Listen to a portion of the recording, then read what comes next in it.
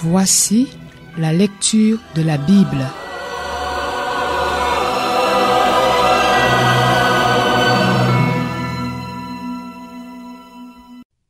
Matthieu, chapitre 19. Lorsque Jésus eut fini de prononcer ces paroles, il quitta la Galilée et alla dans le territoire de la Judée, de l'autre côté du Jourdain. De grandes foules le suivirent, et là il guérit les malades. Les pharisiens l'abordèrent et, pour lui tendre un piège, ils lui dirent: « Est-il permis à un homme de divorcer de sa femme pour n'importe quel motif ?» Il répondit: « N'avez-vous pas lu que le Créateur, au commencement, a fait l'homme et la femme et qu'il a dit: « C'est pourquoi l'homme quittera son père et sa mère et s'attachera à sa femme, et les deux ne feront qu'un. Ainsi, ils ne sont plus deux mais ne font qu'un. Que l'homme ne sépare donc pas ce que Dieu a uni. Pourquoi donc, lui dirent-ils, Moïse a-t-il prescrit de donner une lettre de divorce à la femme lorsqu'on la renvoie? Il leur répondit: C'est à cause de la dureté de votre cœur que Moïse vous a permis de divorcer de vos femmes. Au commencement, ce n'était pas le cas.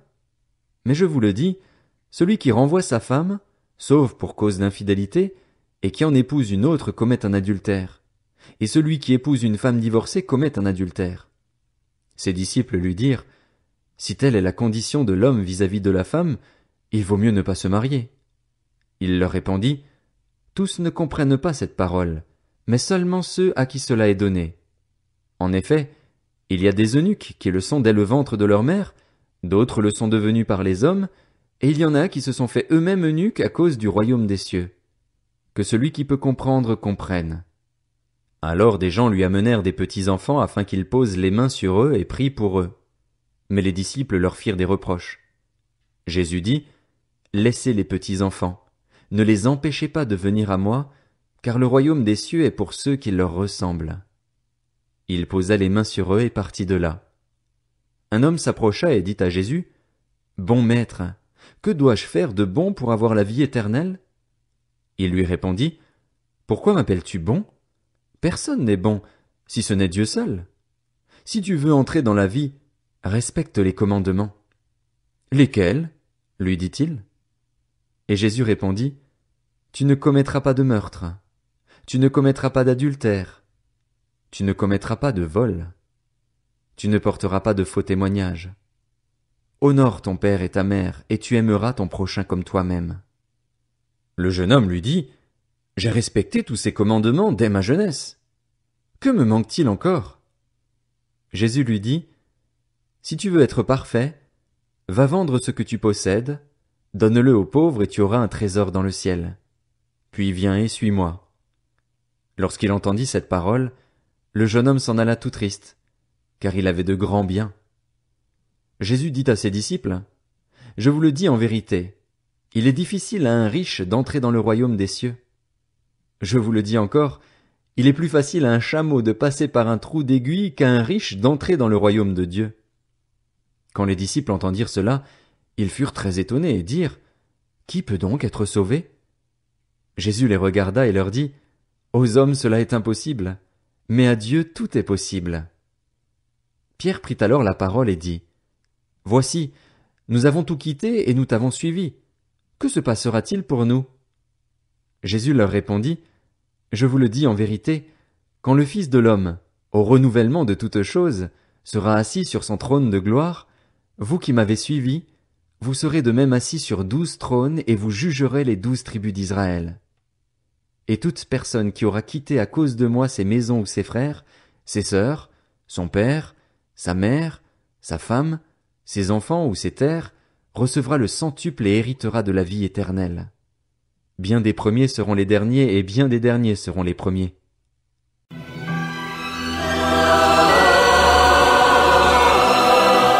C'était la lecture de la Bible.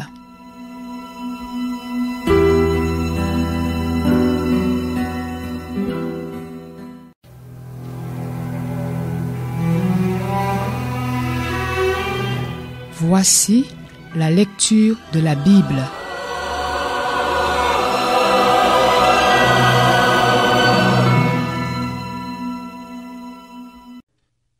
Matthieu, chapitre 18. À ce moment-là, Les disciples s'approchèrent de Jésus et dirent, « Qui donc est le plus grand dans le royaume des cieux ?» Jésus appela un petit enfant, le plaça au milieu d'eux et dit, « Je vous le dis en vérité, si vous ne vous convertissez pas et si vous ne devenez pas comme les petits enfants, vous n'entrerez pas dans le royaume des cieux. C'est pourquoi, celui qui se rendra humble comme ce petit enfant sera le plus grand dans le royaume des cieux.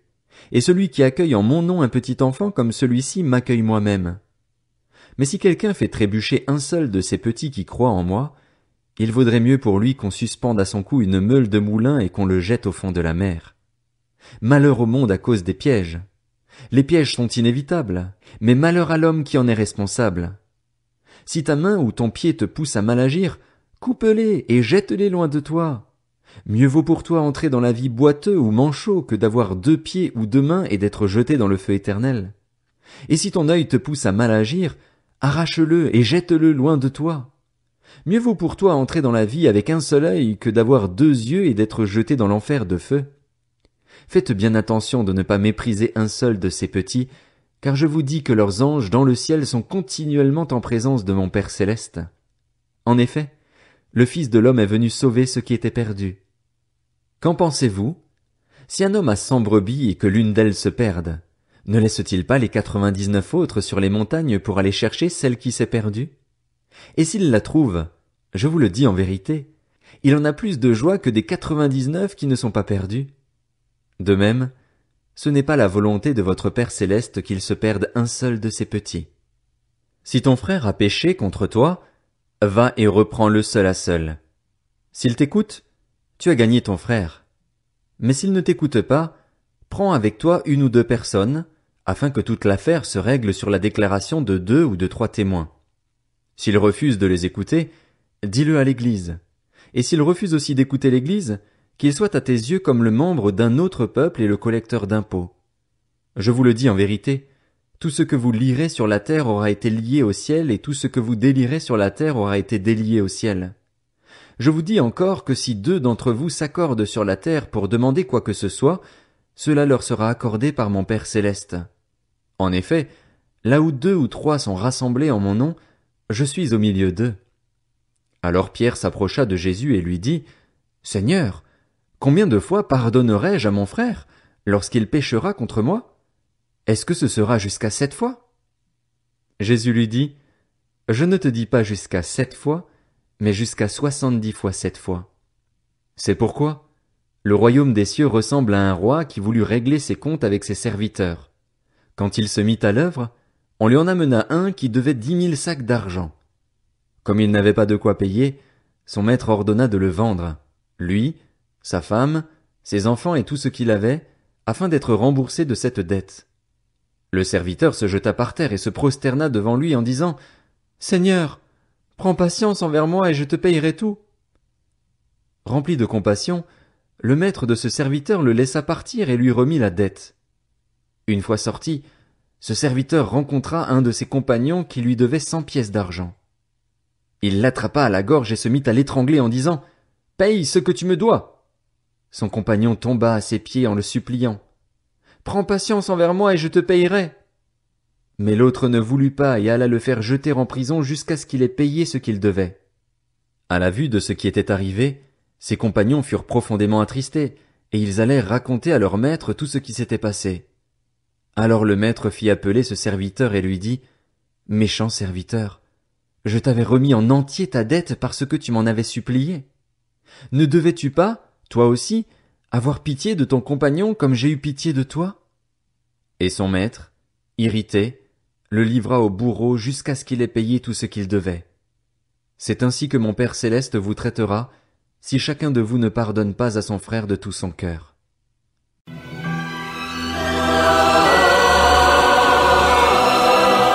C'était la lecture de la Bible.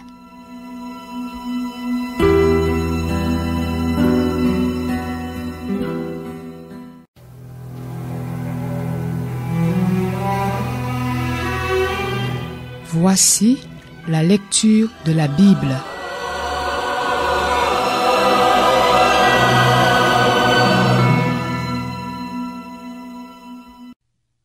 Matthieu, chapitre 17. 6 jours après, Jésus prit avec lui Pierre, Jacques et son frère Jean, et il les conduisit à l'écart sur une haute montagne. Il fut transfiguré devant eux. Son visage resplendit comme le soleil et ses vêtements devinrent blancs comme la lumière. Et voici que Moïse et Élie leur apparurent. Ils s'entretenaient avec lui. Pierre prit la parole et dit à Jésus, « Seigneur, il est bon que nous soyons ici. Si tu le veux, faisons ici 3 abris, un pour toi, un pour Moïse et un pour Élie. » Comme il parlait encore, une nuée lumineuse les couvrit. De la nuée une voix fit entendre ces paroles. « Celui-ci est mon fils bien-aimé, qui a toute mon approbation. Écoutez-le. » Lorsqu'ils entendirent cette voix, les disciples tombèrent le visage contre terre et furent saisis d'une grande frayeur. Mais Jésus s'approcha d'eux, les toucha et dit, « Levez-vous, n'ayez pas peur. » Ils levèrent les yeux et ne virent plus que Jésus seul. Comme ils descendaient de la montagne, Jésus leur donna cet ordre, « Ne parlez à personne de ce que vous avez vu jusqu'à ce que le Fils de l'homme soit ressuscité. » Les disciples lui posèrent cette question, « Pourquoi donc les spécialistes de la loi disent-ils qu'Élie doit venir d'abord ?» Jésus leur répondit, « Il est vrai qu'Élie doit venir d'abord et rétablir toutes choses, mais je vous le dis, Élie est déjà venu, ils ne l'ont pas reconnu et ils l'ont traité comme ils ont voulu. De même le Fils de l'homme souffrira de leur part. » Les disciples comprirent alors qu'il leur parlait de Jean-Baptiste. Lorsqu'ils furent arrivés près de la foule, un homme vint se jeter à genoux devant Jésus et dit, « Seigneur, aie pitié de mon fils qui est épileptique et qui souffre cruellement. Il tombe souvent dans le feu ou dans l'eau. Je l'ai amené à tes disciples et ils n'ont pas pu le guérir. » « Génération incrédule et perverse, répondit Jésus, jusqu'à quand serai-je avec vous? Jusqu'à quand devrais-je vous supporter? Amenez-le-moi ici. Jésus menaça le démon, qui sortit de l'enfant, et celui-ci fut guéri à partir de ce moment-là. Alors les disciples s'approchèrent de Jésus et lui dirent en privé, « Pourquoi n'avons-nous pas pu chasser ce démon? » « C'est parce que vous manquez de foi, leur dit Jésus.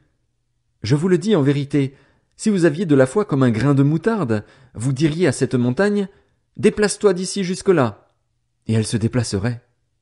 Rien ne vous serait impossible. Cependant, cette sorte de démon ne sort que par la prière et par le jeûne. Pendant qu'ils parcouraient la Galilée, Jésus leur dit, « Le Fils de l'homme doit être livré entre les mains des hommes. Ils le feront mourir et le 3e jour il ressuscitera. » Ils furent profondément attristés. Lorsqu'ils arrivèrent à Capernaüm, ceux qui percevaient l'impôt annuel s'approchèrent de Pierre et lui dirent, « Votre maître ne paye-t-il pas l'impôt annuel? » « Si, dit-il. » Quand il fut entré dans la maison, Jésus prit les devants et dit, « Qu'en penses-tu, Simon? Les rois de la terre, de qui perçoivent-ils des taxes ou des impôts? De leurs fils ou des étrangers? » Il lui dit, « Des étrangers. » Jésus lui répondit, « Les fils en sont donc exemptés. Cependant, pour ne pas les choquer, va au lac, jette l'hameçon et tire le premier poisson qui viendra. Ouvre-lui la bouche et tu trouveras de l'argent. Prends-le et donne-le leur pour moi et pour toi. »